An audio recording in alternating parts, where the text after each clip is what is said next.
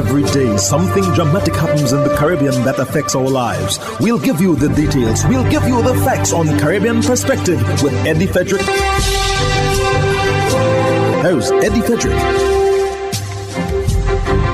So glad you can join us. Trinidad and Tobago's Election and Boundaries Commission confirms results of August 10th general election.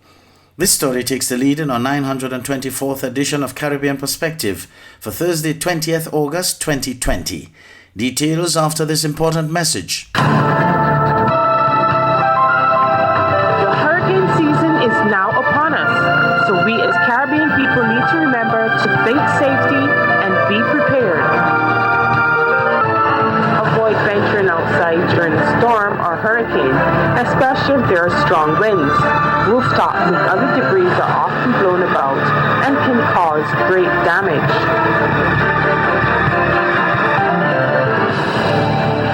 Welcome back. The final results of the August 10th general elections in Trinidad and Tobago has been confirmed by the Election and Boundaries Commission, the EBC, and the PNM has won 22 of the 41 seats, with the UNC winning the remaining 19. More in this TV6 News report with Joel Brown. The Election and Boundaries Commission would have confirmed what we knew all along, that the election results were 29 seats in favor of the PNM, 22 seats, sorry.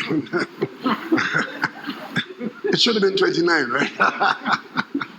Prime Minister Dr. Keith Rowley in a jovial mood during a news conference at the PNM's headquarters at Balize House. He announced that President Paula May Weeks received the EBC's final report on the result of the 2020 general election held on Monday, August 10th. This was after the Commission completed its recount of 5 marginal constituencies at the request of the UNC, which won 19 seats in the House of Representatives. President's House said immediately after receiving the EBC's report, the President issued letters to Dr. Rowley and UNC political leader Kamla Persad-Bissessor inquiring of their willingness to be appointed Prime Minister and Leader of the Opposition, respectively. I am in the process of putting together a cabinet and the rest of the government, which by tomorrow afternoon should be available to the public, because I intend to accept the invitation of the President to attend on her tomorrow at 4 o'clock, so that the general elections of 2020 would finally be over and we would begin to focus on the future of Trinidad and Tobago. Dr. Rowley said he expects all of the members of his new cabinet to take their oaths of office on Wednesday. And of course, one of the key questions at the news conference was what would the new cabinet look like, including who would be serving in some of its highest level positions. For example, under the Constitution, a new government is formed once the Prime Minister and the Attorney General are sworn into office. Would you at least be able to say in terms of continuity or not, whether Mr. Alwari will continue as Attorney General or will there be a new Attorney General? It's under consideration. Everything is under consideration this afternoon. After this press conference, I will complete my consideration and I will advise Your Excellency the President. Dr. Rowley previously announced that there would be a new education minister, as Anthony Garcia, who served in that cabinet portfolio, announced his retirement from frontline politics. As for other changes to his cabinet, one of the areas that you would see is the area of agriculture. You would see us trying to give agriculture a bit of a center stage, because we intend to do a lot of work in agriculture. And if you don't see it tomorrow, you'll see it later on. Dr. Rowley said the question of digitalization would be reflected in the new government, and that would be in step with the roadmap to recovery from the COVID-19 crisis. He said that he does not expect any major change in the government's response to COVID-19, which is now in the community spread stage. As he announced, he asked the Health Ministry to send an observer team to Tobago, as its small population is particularly vulnerable to the virus. As for preparations for the 2021 budget, this budget is a budget with a difference, because we have to cater for the pandemic nuances, which are not normal in budgetary preparations, and of course servicing the country in the normal way. So this budget is one that requires a certain amount of footwork. And that's why the elections were called early, to ensure that the new government had ample time to put a budget in place, and that budget has to be in the parliament by September, which is 4 weeks from today, and be passed by October. Jewel Brown, TV6 News. 1 week and 1 day after the general election, opposition leader Kamla Persad-Bissessar concedes to Rowley's PNM but will remain at the head of the UNC. She has the full support of speculated contender Dr. Rudal Munilal, but not of party activist Devant Maraj, who is maintaining that the time for her to go is now. TV6's Urvashi Tiwari Rupnarayan has that story. After spending close to 6 days recounting ballots in 5 constituencies and, according to UNC political leader Kamla Persad-Bissessar, quote, some days of reflection and monitoring of the progress of the election recount, end quote, she has accepted defeat and the People's National Movement to be the duly elected government of Trinidad and Tobago. It has been a long haul for the Elections and Boundaries Commission, which in 6 days counted 100,000 and a score ballots for 5 constituencies, all won by the PNM by a margin exceeding 800 votes. The PNM won the election 22-19. Mrs. Persad-Bissessar says, quote, I am satisfied that the people have spoken and that Dr. Rowley and his party shall form the new government of Trinidad and Tobago, end quote. In a statement uploaded to the UNC's social media page and a promised video that up to news time wasn't posted, the leader, yet to be seen since polling day, admitted twice to her disappointment at the results. But she cited the alleged irregularities pointed out by her hopeful but defeated MPs, saying there is a need to strengthen the electoral process. In response to documents released by Prime Minister-elect Dr. Keith Rowley last evening regarding election observers, she says they raise more questions than answers. But it may not be riding off into the sunset just yet. Responding to calls for her exit from the political arena, Mrs. Persad-Bissessar says she has asked herself the same. But she says, quote, having consulted my colleagues, it is clear running away is not an option at this point in time, end quote.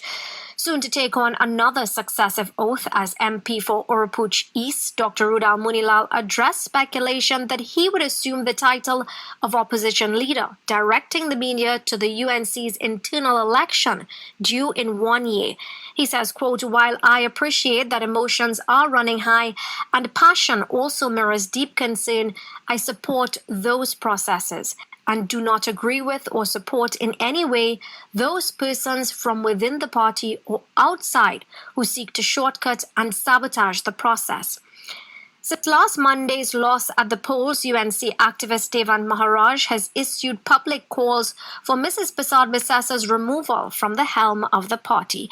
Contacted today, Mr. Maharaj calls it hemline politics at its lowest, saying, quote, these big men are spineless and mindless, swallowing what's left of their manhood, hoping to get power by attrition. I am deeply disappointed that they are not seeing that saving the party from the failed, defeated leader begins now with calls for her immediate resignation, end quote. Urvashi Tiwari Rupnarayan, TV6 News.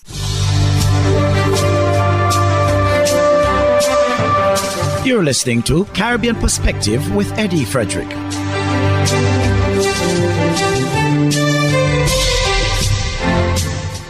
Still on Trinidad, preliminary EBC results show that UNC's Barry Paradat won the Princestown seat, but the Prime Minister and political leader of the PNM is saying, not so fast, Barry.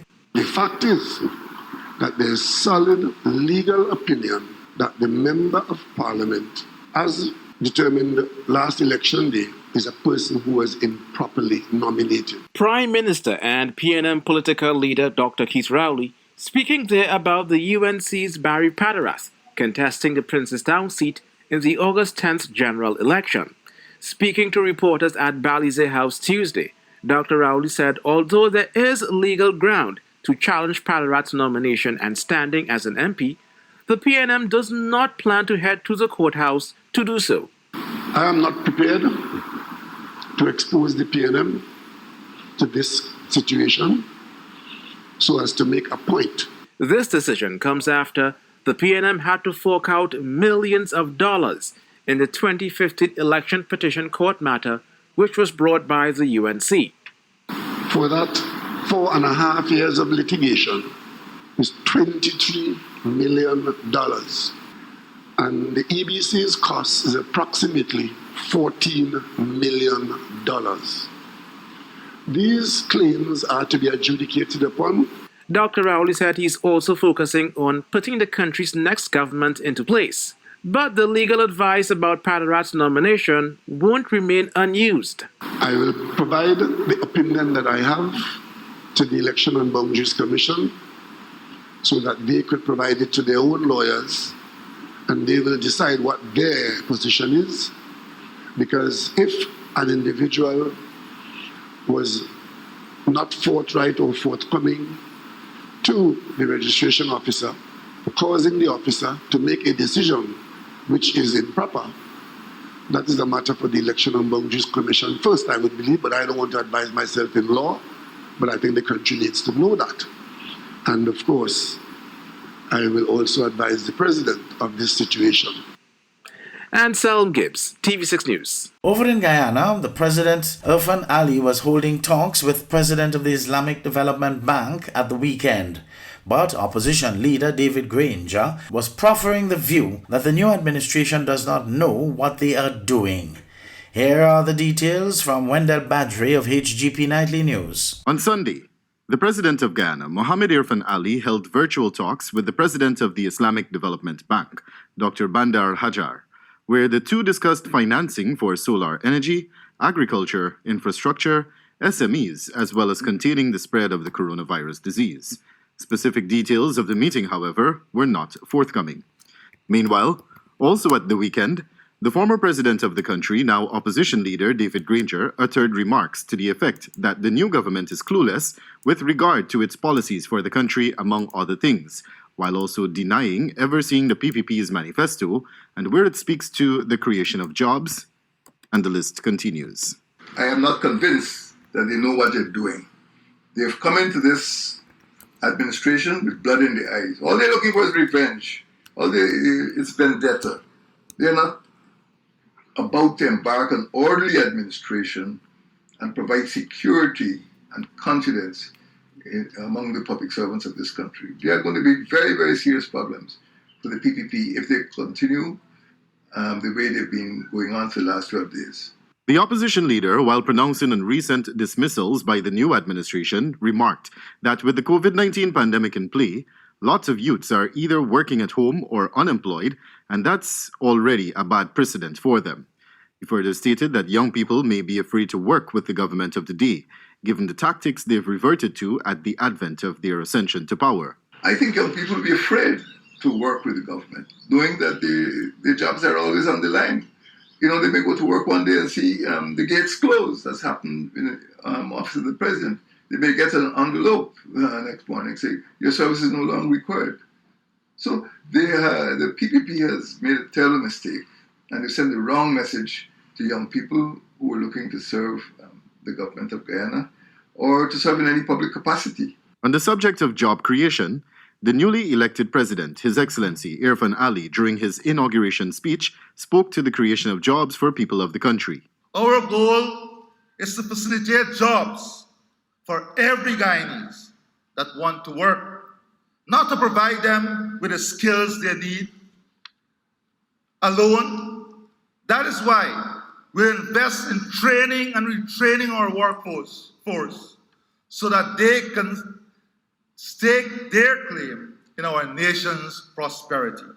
The president further stated, the new Ministry of Labor that we have just created will be tasked with the noble undertaking of creating work, rewarding labor with adequate wages, and of respecting the rights in every sector, every industry, and every business. The former president, while explaining his own experience of being blacklisted, mentioned that Guyana cannot afford the kind of winner-takes-all mentality or mass firings that are currently taking place. We do not have the human resources that can afford this firing squad mentality, this slash and burn mentality. Reporting for the HGP Nightly News, Wendell Badri.